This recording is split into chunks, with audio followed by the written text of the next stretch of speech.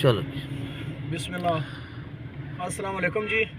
मेरे भाई पहलवान असगर रहमानी साहब इन्होंने किताब लैन वास्ते मैं आया जनाब।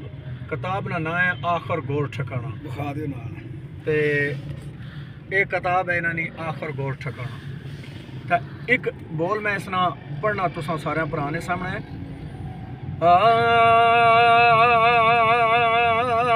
कुल्लो नफ्सिन ज़ायक़ातुल मौत, ए सच्चे रब दा ए फरमाना।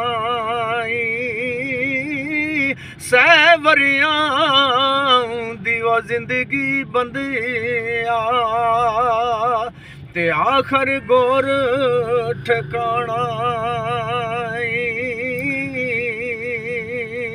ओ बुत नू कीड़ियां खाए जावना ते मिट्टी ढेरी सदाना।